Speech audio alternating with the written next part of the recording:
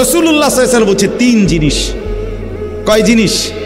এক নাম্বার লিসানুন যাকির, নবীজি বলছেন যেই জিহ্বা সর্বদা আল্লাহর জিকির করে এমন জিহ্বা যার অর্জন হয় এটা ওই মুমিনের শ্রেষ্ঠ অর্জন। দুই, কলবুন শাকির, যে ব্যক্তির অন্তর সবসময় আল্লাহ তাআলার প্রতি খুশি কৃতজ্ঞ, আল্লাহর ফয়সালা, সুখে থাকি দুঃখে থাকি, কখনো পাইলাম কখনো পাইলাম না, কখনো আনন্দ কখনো বেদনা, কখনো হাসি কখনো কান্না, এই মিলাইয়া আল্লাহর ফয়সালার উপরে সর্বাবস্থায় যে দিলে দিলে খুশি কৃতজ্ঞ, আল্লাহর নবী বলেন এটা শ্রেষ্ঠ সম্পদ।